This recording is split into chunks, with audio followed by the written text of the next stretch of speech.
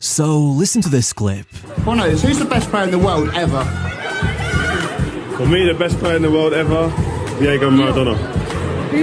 Me.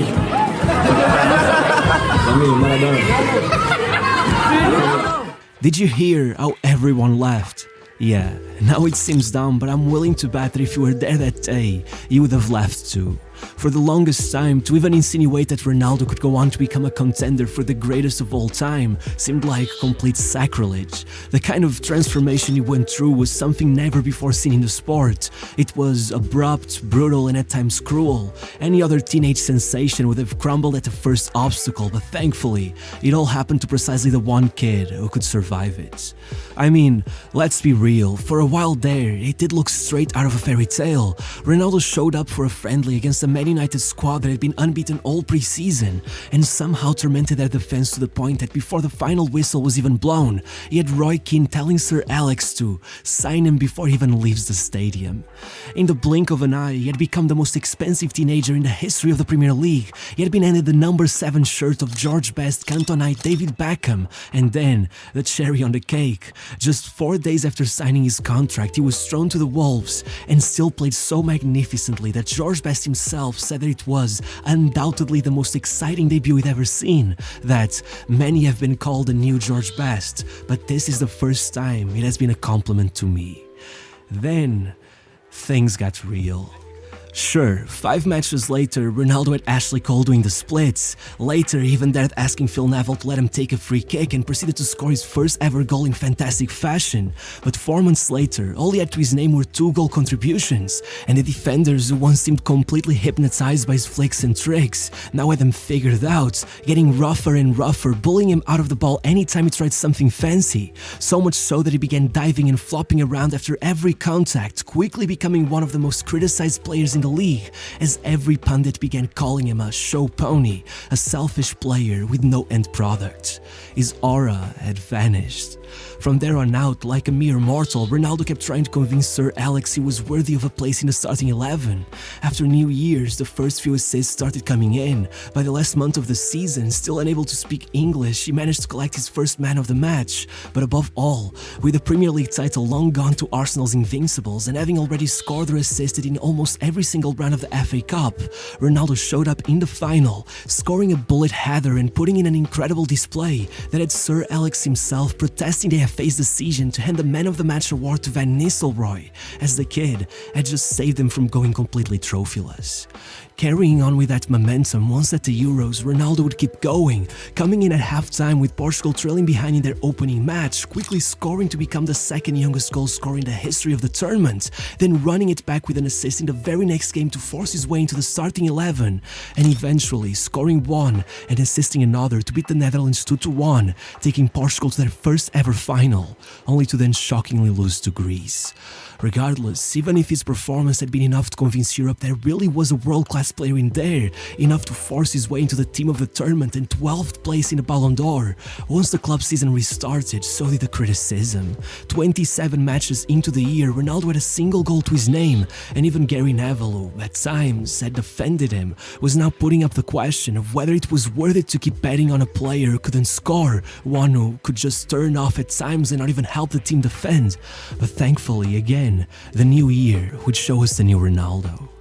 By February, as United stepped into one of the toughest matches of the season, with Roy Keane and Vieira squaring up in the tunnel, Arsenal going in front, and Henry himself trying to intimidate Ronaldo as the home fans booed the 19-year-old, no one thought he'd stand a chance. But then, their fullback slammed them into the advertising boards as objects rained down from the stands, and he snapped. 2 minutes later, he had already smacked one in to tie the match, getting up and running towards the stands, shushing the crowd. And 5 minutes after that, he banged in another, running it all back. Suddenly, it was Sir Alex who was subbing him off before things got too heated. And though that day everyone would question how anyone could have such nerve at such a young age, then it became clear Ronaldo had grown tougher, sharper, and more resilient as his numbers exploded, leading him on a streak of 13 goal contributions over 18 matches. But if that was the first season where he approached world-class status, it was also the first where he went trophyless, as despite easily being the best player on the pitch, despite being involved in 7 goals in the 5 matches that led him there, United would lose out on the FA Cup final, jump-starting the toughest year of Ronaldo's life, as every expectation laid on his name quickly turned to worry once again. Little more than a month after that last match, Ronaldo's father was hospitalized with severe liver and kidney damage, allegedly having struggled with PTSD since his service at the Portuguese colonial wars and having succumbed to alcoholism as a way to numb the pain. Ronaldo tried everything, he even flew him over to London to get him the best medical care money could buy, but it didn't work. By September, his father had passed away, and that completely changed him. Having spent most of the summer locked in the gym away from the cameras, once he stepped back into training, as physio Mike Fallon would say, that year he came back a totally different animal. He came back a man. His body shape was different, his facial features had changed. We just said, wow, he's ready. But really, whereas his body looked more prepared than ever this time, it was his mind that was completely gone. After 2 weeks of mourning, he made it back to camp and instantly it was clear he had this rage in him that wasn't there before. He went into every challenge desperate to prove he was the best, but every time he ended up overdoing it, losing possession and costing United game after game. In fact, they'd win only 3 out of the first 10 matches following his comeback, with Ronaldo himself struggling to get a single goal. He was obviously emotionally unstable and quickly things started getting out of hand. That very same month, he'd have Giggs visibly gesturing towards them, telling Sir Alex to bring him off the pitch. Weeks later, he was being brought in by the police over some seriously worrying accusations. By December, he'd be getting berated by Ferguson, who quite literally yelled in his face, "Who the hell do you think you are?" After Ronaldo repeatedly hogged the ball in an away match against Benfica, trying to impress the Portuguese crowd only to fail massively, get subbed off, and end up suspended for giving the crowd the middle finger. By the turn of the year, he'd be getting sent off in the middle of the Manchester derby after completely losing his goal, and 3 days later, it all finally blew up, with Van Nistelrooy having enough, stopping in the middle of a practice match to yell at Ronaldo to just cross the ball already, getting into a shouting match and telling him to go crying to his daddy. As you may imagine, the moment Ronaldo heard those words, he charged at him ready to go at it, and all hell broke loose. Van Nistelrooy would eventually apologize, claiming that he was referring to second coach Carlos Queiroz and not actually his dad, but with the media catching wind of the situation, the narrative had been set. Ronaldo had been averaging an horrendous 246 minutes per goal contribution for 5 months now. To everyone's eyes, he had lost it. Even Gary Neville admitted it was to the point I questioned if he had ever had it in him to become a top player. And yet, this still wasn't his lowest point. A bit of a hot streak in February was enough to convince some that the player they had once known was back. He scored his first ever knuckleball against Fulham, then the club's goal of the season a week later, and even helped United secure their only trophy with a goal in the final of the League Cup. But then, once the season ended, Sir Alex was forced to make a choice, so he went ahead and sold Van Nistelrooy to Real Madrid, banking on Ronaldo and Rooney to carry the team to glory, which he'd regret almost instantly. You know the story. At the World Cup, 62 minutes into Portugal versus England, Rooney stomps on Carvalho's private parts. Ronaldo rushes towards the referee, demanding him to be sent off. The two end up getting into it, pushing each other around, and as Rooney is given his marching orders, Ronaldo is spotted winking at the bench. And again, the media comes in blasting, tarnishing Ronaldo's name no matter how many times he insisted he was only winking, as a way to tell the bench he had heard their orders to move further up the pitch. It was pointless. Nothing sold more newspapers than another headline declaring him as public enemy number 1. By the end of the World Cup, even FIFA themselves had been led to believe that story was true, going as far as snubbing him out of the Young Player of the Tournament award, giving it to Podolski instead, while claiming Ronaldo lacked the fair play necessary to be worthy of such a prize. Though, as you may imagine, it would be much harder than that to keep his hands away from some silver. Upon returning to Manchester, Ronaldo did consider quitting. In fact, he made it public that he thought he should get out, that he wanted to play in Spain, but Sir Alex would simply not let him. He told him that what was happening to him had already happened to his predecessor, that they too had tried to kill off David Beckham after his red card at the 1998 World Cup, and that if Beckham had survived that, so could Cristiano, because in his own words, "You're one of the bravest I've ever known. Walking away just isn't like you." In fact, so much was his confidence that he'd succeed. He'd bet him £400 that he could hit 15 league goals that year, even though he had never hit double digits, even though the record for a midfielder had just been established by Frank Lampard at 16. So, it was time to get started. No matter if the boos kept echoing throughout the stadium, right on the first match Ronaldo and Rooney would combine to shut down the rumours and demolish Fulham 5-1. Then, nearly a year after the Benfica incident, Ronaldo would go back to Lisbon and drop a man-of-the-match performance, assisting their only goal and completing 14 dribbles, the second highest tally in the history of the Champions League. Then, in October, he joined the national team to score one of the greatest goals of his career, only to get wrongfully denied yet again, and by November, that kind of thing would be done. One rocket of a free kick against Portsmouth and a half volley against Everton to be named the league's best player of the month, and when they thought it just couldn't get better, 7 goals and 2 assists over 6 matches in December, becoming only the third ever to win back-to-back Player of the Month awards. By the first match of February, he was already on 23 goal contributions for the season, and to the great distaste of Sir Alex Ferguson, on 15 league goals.